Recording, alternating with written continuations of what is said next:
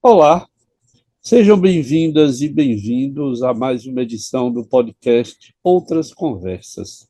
Eu sou Antônio Neri Filho, psiquiatra e professor aposentado da Faculdade de Medicina da Universidade Federal da Bahia. E hoje eu vou conversar com uma poeta. Ela se apresenta também como dizedora de versos. Eu achei isso ótimo. Dizedora de versos. É publicitária e arte-terapeuta. E eu vou certamente perguntar a ela como é que ela mistura isso aí, né? Como é que ela faz essa aproximação. Então, eu vou conversar com Renata Ettinger, que publicou, eu tenho dela, 4 livros, mas eu sei que são 5, eu só tenho 4. E vou dizer a vocês quais são os livros que eu tenho dela. O primeiro que eu acho que é o livro mais que tem as poesias mais, eu diria, eu não posso dizer mais antigas porque ela é muito jovem, mas talvez as primeiras. Ela vai me dizer se é. É um livro que tem o título Eu Inverso. Estou mostrando para ver como é que está escrito. Esse é um. O outro, 8 polegadas. Interessante. Polegada de dedo, ela diz 8 polegadas. Deve ser porque ela trabalha esse livro com mais 3 pessoas. De 8 polegadas. Imagina. O terceiro é A Mesma Vida é Outra. Achei interessantíssimo. Foi o primeiro livro de Renata Ettinger que eu li. Separei, inclusive, aqui uma poesia para ler com ela. E, por último, encontrei com ela na Bienal do Livro. Ela estava lá com o seu livro Habitadores, mas também só vendo como ela escreve, porque habita, habitado, dores e habitado res, que é uma palavra interessante, res do chão, quer dizer, essa palavra é muito interessante no latim. Então, Renata, foi assim que eu resolvi lhe apresentar e agradecer novamente a sua generosidade de conversar comigo. Inclusive, eu comecei falando dos seus livros. O que você acha dessa apresentação assim dos seus livros? Eu gosto de que apresente meus livros, assim, é uma construção difícil a gente falar de literatura e escrever, é uma luta, né, a gente conseguir publicar e ser lido também. Então eu gosto quando me apresento pelos meus livros. Eu senti falta do grito. O grito, pois é, eu não tenho, eu até anotei aqui Você para não tem para grito? ler. Eu não encontrei A aqui gente fez uma live na do grito. biblioteca. É possível até que eu tenha. Como eu ando É, atualmente, eu não tenho. Eu acho que não tenho, mas vou procurar. Se eu não tiver, eu vou lhe dizer e vou buscar, porque minha biblioteca anda meio tumultuada ultimamente. Mas você acha que eu estou certo? Eu vi as datas do seu livro, que você apresenta como publicado em 2018, se eu não estou enganado, mas eles têm todos datados de 98 e 99. Aí eu fiz as contas. Se você nasceu em 1982, essas poesias são de 17, 18, é, 19 anos. É isso? exatamente. Ah, interessante. E como foi, Renata, esse começo?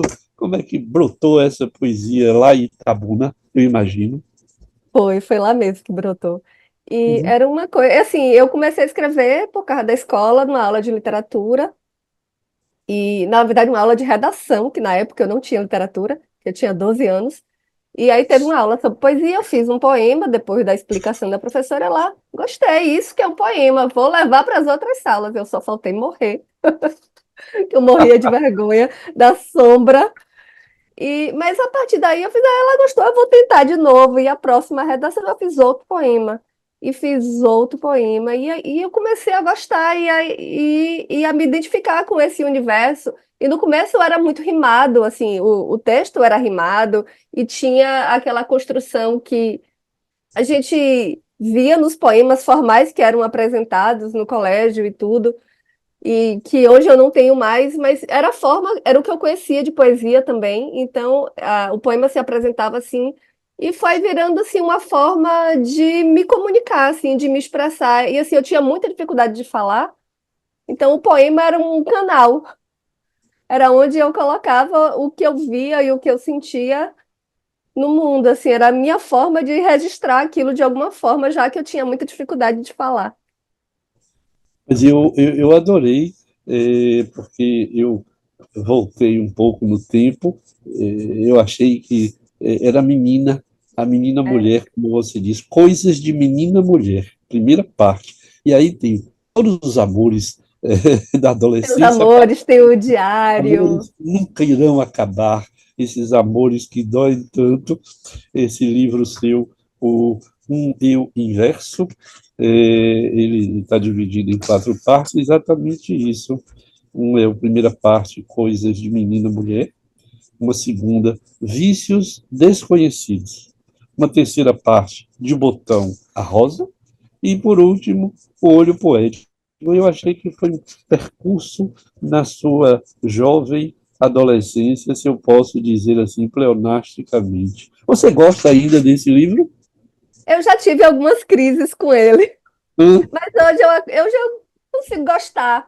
Assim, eu consigo entender porque eu acho que todo começo é assim, né? A gente, primeiro que a gente junta tudo que tem e faz um livro grande, assim, né? Com muitos poemas, porque é o único livro que eu vou publicar. Tanto que eu passei, sei lá, 20 anos sem publicar novamente depois desse livro. Foi o Eu Inverso por Grito, que foi o outro livro solo, foram 18 anos de diferença. 18 anos de um livro para o outro. É, o Por livro que, solo é. Renata, esse tempo? Primeiro que, assim, eu tive muitas questões com esse livro, me senti muito exposta. Hum, Sempre fui muito tímida, então me senti muito exposta. É, não ficava confortável de que as pessoas lessem. E eu acho que eu fui meio que matando, tentando matar a poeta. Mas a poesia nunca largou minha mão, a verdade é essa. Então, depois desse foi o Grito? Foi, depois desse teve o 8 polegadas, que fui eu, Ah, Mário, foi o Naline e segundo? Ricardo. É. Uhum. E aí, depois do 8 polegadas, que eu acho que eu tomei mais um pouco de coragem Hum. de colocar a voz mesmo no mundo, assim, e sabendo o que estava fazendo, né? No primeiro livro, eu sabia que eu tinha alguma coisa para dizer e eu tinha uma necessidade grande de falar. E assim, eu não sabia exatamente o que eu estava fazendo, eu só sabia que eu queria um livro. Uhum. Eu tinha 15 anos, eu pedi um book de modelo para minha mãe nunca me deu. Aí quando eu fiz 18, eu falei, mãe, eu não quero mais um book. Ela, oh, minha filha, que bom, eu fiz, agora eu quero um livro. Ela pode Eu ter acho que ficado mais desesperada eu ainda, acho que sim. porque é interessante quando você diz assim, eu me senti exposta, mas eu lhe diria que é uma exposição tão, eu diria, você assim, bem banal, tão pura, porque Sim, essa coragem, eu acho que é o que você diz, essa coragem a gente perde da adolescência e quando entra na vida adulta. E quando chega um pouquinho mais adiante, que a gente vê como a gente foi corajoso e corajosa de dizer coisas que a gente não diria. Mas eu acho isso interessantíssimo. Eu, inclusive, tinha separado aqui, porque elas são longas, mas eu disse, ó, eu não vou ler nada, só se ela quiser, desse aqui. Agora, o 8 polegadas, eu fui indelicado, eu não disse o nome dos seus companheiros desse livro, que é o Mário Garcia Júnior, o Naline Vasconcelos, é. Ricardo, eu vou pronunciar assim, Godeville, e Renata Ettinger. Então, o 8 polegadas. É por isso mesmo, por causa das mãos É. que A construíam isso, capa é uma grande digital. e uma digital. Eu vou mostrar também isso, que é interessantíssimo. Eu achei muito legal, e se você me permite, é, são, são poemas longos, eu achei, Então, desse eu outro escolhi poemas legado, longos né? para esse Eles são livro. longos, depois são mais curtos. E eu separei alguns, não vou ler todos, vou só lhe provocar. Eu adorei esse Deixa o Amor Brotar. Então, Ah, eu adoro isso. as pessoas vão ouvir e vão ler, né? Quer ver amor perfeito nascer? Comece escolhendo semente. Esse processo pode demorar, mas não se apresse, ele virá. Escolheu a semente? Então vamos lá. Não tem como saber se ela vai vingar se você não plantar. Escolha um vaso, um canteiro iluminado, um local adequado e então dê um trato no solo do coração. Quando o terreno estiver preparado, coloque a semente, adube e cuide. Dê espaço ao amor, perfeito ou não. E não esqueça que amor perfeito começa na gente. E nem a gente é tão perfeito assim. Sendo assim, e aí você continua. Esse é um dos meus favoritos do 8 Ah, que polegadas, legal. essa plantação de amor. E aí, como anda você? Como andam suas plantações? Eu sigo plantando. Eu acho que fazer literatura é um pouco de manter essa esperança de fazer o amor perfeito brotar, né? Uhum. E E eu continuo. entre essas plantações e estes trabalhos de arte terapeuta, como você se apresenta, né? E publicitária, você transita também por aí, Renata? É assim, a publicitária é quem paga as contas, porque a poeta ainda não tem uma renda fixa, assim, embora eu já consiga pagar alguma coisa com poesia. Uhum. Mas, assim, a publicitária paga as contas, então ela é a que toma conta da casa, digamos assim. A arte terapeuta, ela fica ali passeando discreta pelos poemas, nas seleções do Trago Poemas, na época do Quarentena com Poema.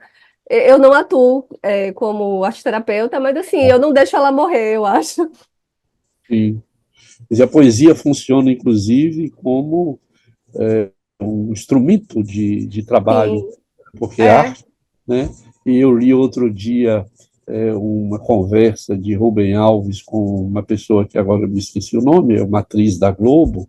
Eles escreveram um livro que é uma conversa entre eles sobre poesia. E eles defendem que a poesia cura. E, inclusive, há um momento, é linda, não me lembro, o nome vai me vir, da atriz. Ela tem eu não diria uma escola, mas ela forma pessoas para ler poesia. Inclusive, ela diz isso, que quem não gosta de poesia é porque não sabe ler poesia. Então, se ler bem, Não é a se Lisa aprender. Lucinda, não? Lucinda, obrigado, obrigadíssimo. Então, ela diz no seu livro com Rubem Alves, ela A arte diz do encontro, né? Poesia e a arte do e, encontro. olha, é bom ser jovem por isso. Quando você chegar aos 80, você vai ver que a gente vai esquecer Não, eu tudo. quero, em sua defesa, eu quero dizer que eu sei tudo isso de Elisa Lucinda, porque ela quem me ensinou a dizer poesia. Ah, então, Então, assim, eu acompanho muito de pertinho a obra de então é Lucinda. isso. Eu li com Todo o prazer em trabalho dela eu acompanho né? muito de perto. Então, assim, Lucinda. por isso que eu sei, quero só deixar isso em sua defesa. Não, mas eu lhe garanto que eu estou começando a ter dificuldade de lembrar coisas, mas faz parte, é isso mesmo. Então, ela diz nesse livro com Rubem Alves que tinha um amigo que tinha acabado um amor. E ela disse: Eu vou lhe ajudar a curar essa dor. E deu para ele uma poesia, e ele leu com ela, e quando ele acabou de ler, ele diz: Mas eu não estou mais sofrendo tanto. E ela defende de que a leitura de poesias, a poesia, ela pode curar Eu acho. males da alma. E eu estou convencido disso. Toda vez que a minha alma está dolorida, eu volto para a poesia rapidamente. Renata, você reconhece isso aqui também? Depois que vesti as asas, não consigo mais tirá-las. Parece que elas fazem parte de mim, do que sou agora, e não consigo me libertar delas. Entendeu a loucura? Como se cura uma pessoa que tem asas e por isso perde a liberdade? Que asas são essas que prendem ao invés de libertar? Será que minhas asas vieram com defeito ou sou eu que enfeito a dor de não saber voar? Acho lindo essa construção. Em algum lugar se ensina o voo ou é um dom, uma arte, e quem não souber voar, que se mate? As asas que não levam a lugar nenhum são fardos, são correntes e pesam e doem as costas. Ela tem mais mas eu também não vou ler, vou deixar para que as pessoas. E aí, esse aprisionada, como é que você ouve suas asas rufarem? Eu acho que eu tenho aprendido a usar as asas. Porque, assim, eu acho que esse poema tem uma coisa do momento em que ele foi escrito, de que eu escrevia, mas também não sabia o que fazer com isso, né? Então, assim, eu tinha uma ferramenta, mas o que fazer com ela? Sim. O que fazer? Então, O que você tem feito com as suas poesias, Renata, além do trago que você lê, que são poesias de autores que você lê, o que você tem feito com as suas poesias, além dos livros, claro? Feito recitais, apresentado? eu tenho um projeto aqui em Salvador, junto com Mário Garcia Júnior e Pedro Gomes, que é o Sarau Preamar, que a gente faz saraus. A princípio eram edições por estação, mas agora a gente está vendo uma nova periodicidade, se vamos continuar, se não vamos, mas esse é um projeto que eu gosto muito, que é o Sarau Preamar. Tenho Trago Poemas, que é o meu xodó, meu projeto da vida, assim, que isso de ler poesia e de dividir o que eu leio também, né? De tipo assim, o que me cura, eu acho que também pode curar, né? E o que me incomoda, dividir os incômodos também. Então, eu acho que o Trago Poemas é assim, meu poema, meu projeto xodó. Uhum. Os livros, e assim, eu tenho escrito, tenho trabalhado em novos textos, estou construindo alguma coisa que eu não sei o que é ainda. Estou trabalhando novos textos, mas assim, sigo lendo. Uhum. Lendo muito e tentando escrever alguma coisa e trabalhando em cursos e oficinas para aprimorar a escrita, ver o que é que nasce de novo. Então, os saraus vão ser mantidos. Eu acho que assim, a gente tem uma cena de saraus aqui em Salvador que já foi mais forte, né? Que tinham Eu não outros fui nomes. ainda, eu não fui ao seu Pois sarau. é, Eu preciso sinto ir. falta, inclusive, da sua presença. Próximo estarei lá, você vai ver. Mas aí estamos tentando. Aí eu tive na Bienal, tive um diazinho lá na Bienal, no stand, apresentando o meu livro. E, assim, o trabalho da gente como escritor, além de escrever, publicar, e assim, a gente quer que a palavra ganhe o mundo, né? Que ganhe voo. Então, assim, tem esse trabalho todo de escrever e de fazer com que isso chegue até as pessoas. E assim, é um trabalho de formiguinha, né? Então, o meu trabalho com a poesia tem sido assim. Você sente dificuldade em Salvador de espaços para leitura e apresentação de poesia, Renata? Eu sinto um pouco, Hum. sinto sim. Um Eu lugar acho tão que a gente, legal, não é? assim, eu acho que a gente já teve espaços que eram um lugar assim favorável para que essas coisas acontecessem, mas assim, são muito poucos espaços hoje aqui que eu vejo. E assim, Uhum. e que eu me sinto confortável de ir dizer um poema e tudo. Eu acho que a gente já teve mais, mas eu acho que depois da pandemia a gente não conseguiu ainda organizar totalmente a cena de novo, assim, a Você acha que poesia de tem a novo. ver com a pandemia, Renata? Eu acho que a pandemia, ao mesmo tempo que ela potencializou que muitas pessoas chegassem para a escrita e principalmente para a poesia, eu acho que quando a gente voltou a gente não conseguiu ainda adequar, assim, sabe, de dividir as tarefas e assim, ter os espaços para isso, que antes eram mais, eu acho. Eu acho que os eventos eram mais fartos, eu acho. Sua tese é de que a pandemia empobreceu a cultura aqui na nossa terra. Eu tenho a impressão que isso vai mais longe. Eu tenho a impressão que nós estamos vivendo na cidade do Salvador um grande empobrecimento por um lado e um Sim, enriquecimento de outras coisas por outro. Eu não tenho medo de dizer que eu penso que nós estamos caminhando muito a passos muito largos para uma banalização. Eu acho que a Academia Baiana de Letras poderia estimular um pouco mais. Eu acho que o fato do Maria Bethânia ter desaparecido foi um problema. Eu acho que o medo que a gente tem de ir à noite ali para as bandas do Glauber Rocha, tudo isso, né, tem Eu acho que tem dificultado, muita coisa que não é? interfere mesmo. Eu acho. E não sei se você sabe, eu trabalho com um grupo atualmente que tenta restaurar a igrejinha de Santana, a igrejinha do Rio Vermelho, que fica ali ao lado do Acarajé Dadinha. E nossa intenção, tem 5 anos que a gente luta para restaurar o espaço. Vamos ver se em algum momento conseguiremos. Se conseguirmos, nós vamos ter um espaço aberto, portas abertas, Que lindo. aquela nave que é maravilhosa, construída no final da primeira metade do século XIX. Eu acho que vai ser um espaço no Rio Vermelho, mais um, porque nós temos a Biblioteca Juraci Magalhães Júnior, que também é um lugar de espaço, mas são, eu diria, uns espaços que estão precisando ter mais tom cor, fazer mais É, barulho. Eu acho que os acho que poetas sim. precisam se sentar. Eu, inclusive, faz algum tempo, andei lendo poesia na frente da igrejinha e Ah, que ninguém legal. ouvia. Aí eu comprei o megafone e comecei a ler poesias com megafone. Depois comprei um som e também não funcionou. E aí eu resolvi outra coisa que talvez a gente possa fazer e você possa participar conosco. Nós imprimíamos as poesias e saíamos de mesa em mesa, a galera tomando sua cerveja, comendo sua acarajé, nós líamos a poesia e entregávamos a poesia de presente.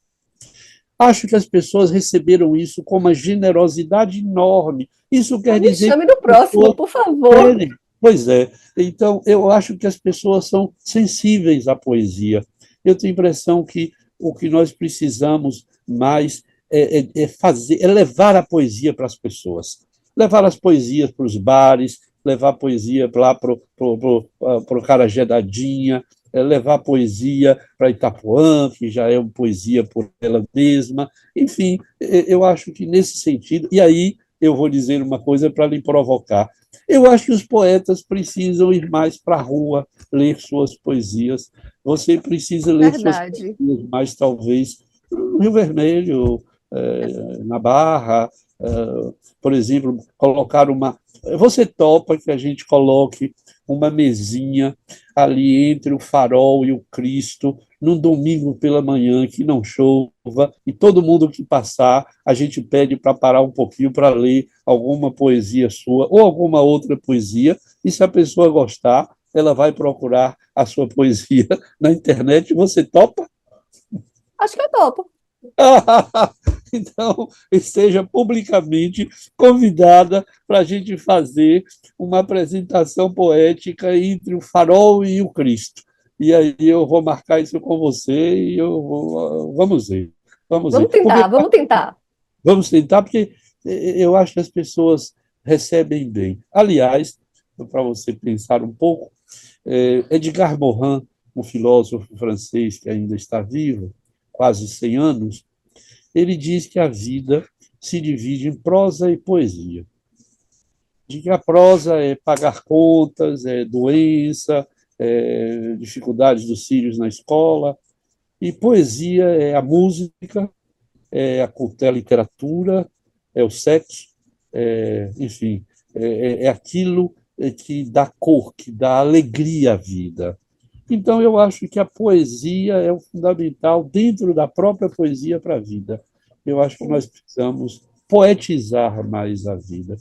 E você, como poeta, tem o dever. Eu estou sendo bem simpático com você, hein? Ai, ai. Bem simpático com você, dizendo que você tem o dever de levar sua poesia adiante. Você escolheu alguma poesia? Aliás, voltemos ali, Lucinda. Como foi esse encontro seu com ela de aprender a ler poesia? Me conta aí. Foi lá em 2007. Ela veio apresentar um espetáculo aqui em Salvador, que foi o Parem de Falar Mal da Rotina. E eu fiquei muito espantada, assim, porque já tinha me dito que era uma peça que eram só poemas. E aí ela ia falando os textos e eu falava, gente, isso é só poesia? Não é possível. Não é possível que isso tudo seja só poesia. E aí, quando acabou o espetáculo, ela falou que ia dar um curso, um workshop de poesia aqui em Salvador e que as inscrições estavam abertas e que quem tivesse interesse e tudo fosse se inscrevesse e tal. E aí eu fiquei com aquilo, com aquela informação, morrendo de medo porque tímida, o medo da sombra. Então, assim, era, tipo assim, ao mesmo tempo que era um desejo, era um medo, né? Porque tem uma relação muito grande, como você sabe.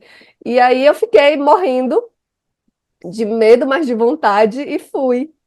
E assim, acho que foi um grande divisor de águas na minha vida, assim, porque eu perdi mais o medo de falar, né? E entrei em contato com um universo que eu não tinha. A Lisa Lucinda, ela abriu a portinha do universo da poesia, que por mais que eu já tivesse lido Drummond, Cecília Meirelles, Fernando Pessoa, eu não tinha lido Drummond, Pessoa e Cecília Meirelles, como ela me ensinou a ler. Então, assim, mudou tudo que eu tinha lido, e a partir daí ela foi trazendo outras pessoas que eu não conhecia. Me trouxe a Adélia, me Adélia trouxe Prado. muita coisa que eu não conhecia, Ferreira Goulart, e assim, abriu, e eu sou muito curiosa, né? Então uma coisa puxa a outra, e aí a Adélia lia o quê? Eu fui buscar o que é que a Adélia lia, quem é que referenciava, quem falava de Adélia, quem é que lia Goulart, Goulart cita quem, eu fui atrás. E aí minha estante de poesia hoje é gigante. Eu sou um pouco orgulhosa da minha estante de poesia. Eu não sei se nessa existência eu terei chance de conhecer Lucinda, mas eu gostaria muito. Seria uma experiência muito interessante em minha vida. Eu tenho três desejos, que um eu já realizei, os outros dois eu acho que são difíceis. Um era dar um abraço em Caetano Veloso. Então, me Ai, que levaram para um maravilhoso! show e a pessoa, minha ex-diretora da Faculdade de Medicina, Lorene Pinto, ela me disse: Olha, tem um show de Caetano e você quer ir? Eu quero. Eu disse. E lá ela me deu uma pulseirinha e, quando acabou o show, ela me pegou pela mão e nós fomos. E eu dei um abraço em Caetano Veloso, realizei o número um. O número dois, eu já fiz tudo que eu podia. Já escrevi na internet, já mandei recado pelo YouTube, já fiz tudo que era dar um abraço em meu quase conterrâneo Gilberto Gil. Eu gostaria muito de abraçá-lo. E aí não consegui até hoje. Aí eu desisti, porque eu fiz tudo que eu podia, só faltei chorar publicamente. E a outra era a Lucinda, era conversar com ela sobre poesia. E como ela mora no Rio de Janeiro, eu tenho a impressão que é no Rio de Janeiro, eu não tenho É. contato com ela, de modo que eu tenho dois projetos, sonhos ou sonho-projetos que eu acho que não vão ser realizados. Mas eu adorei também isto, sabe, Renata? Essa ideia que você tem está nesse livro, A Mesma Vida Outra.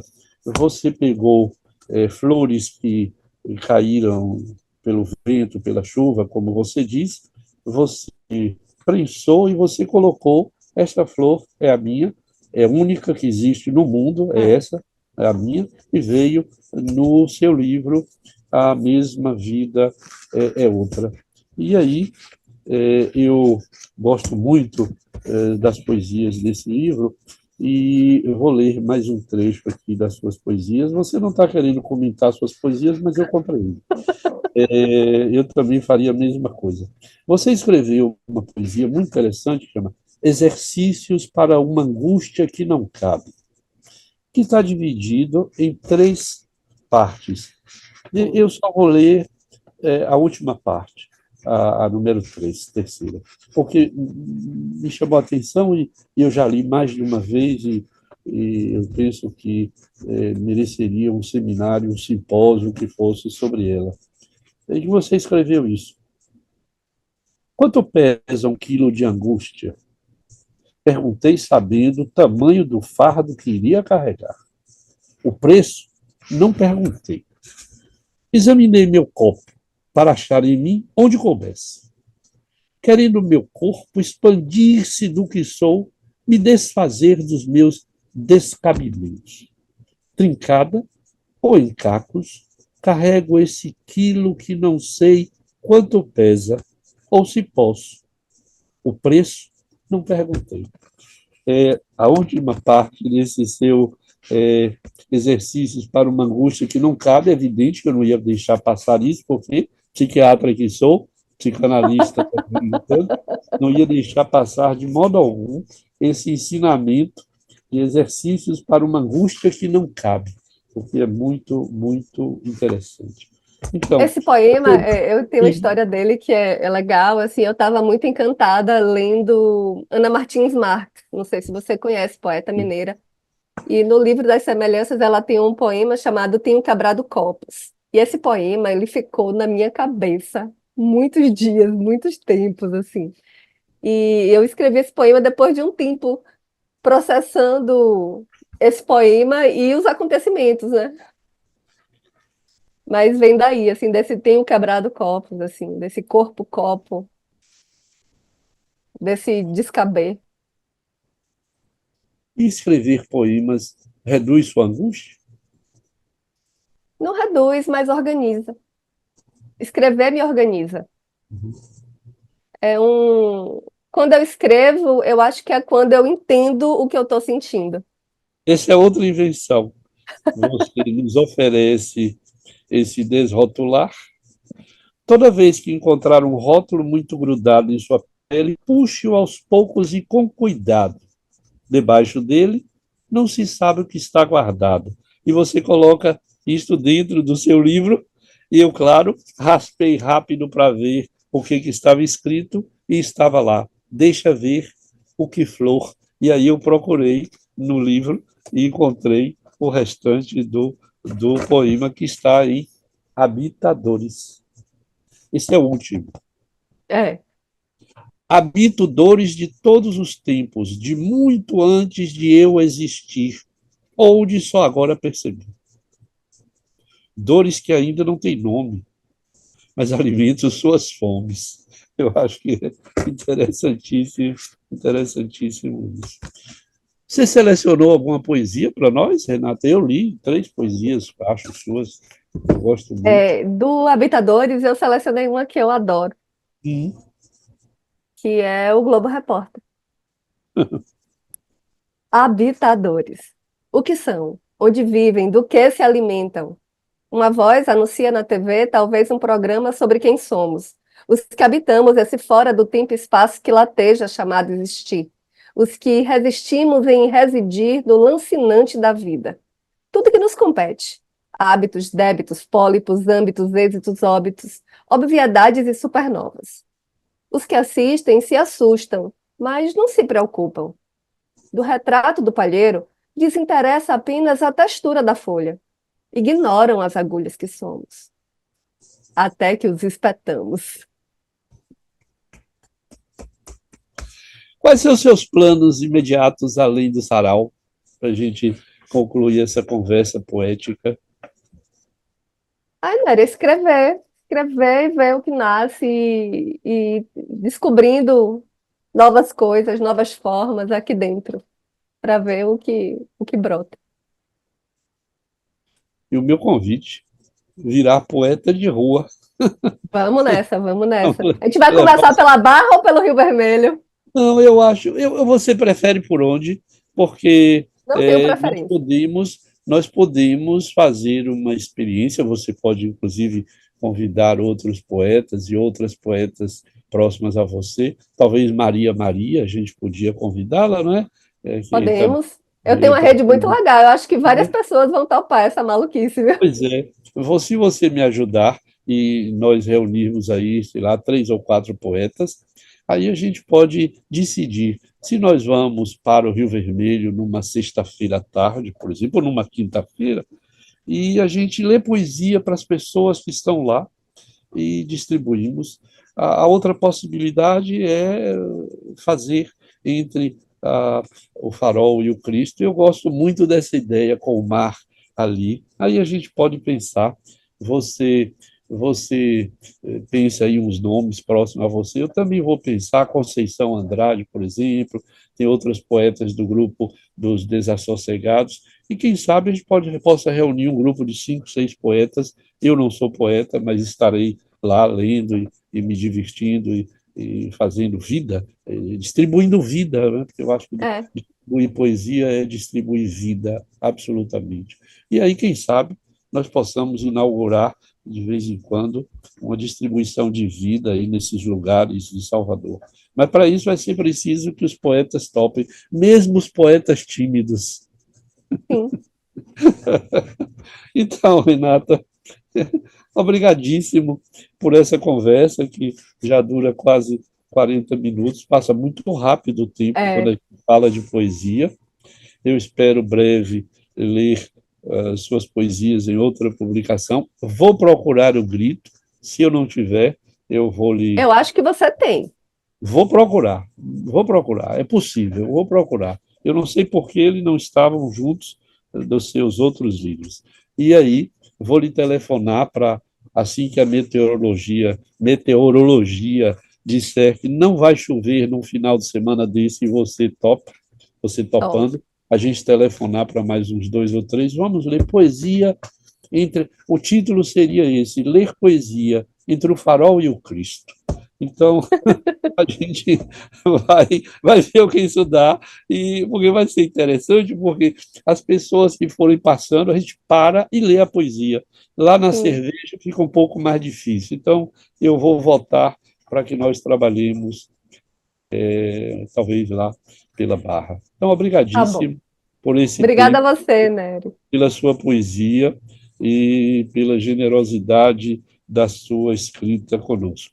Obrigadão. Obrigada.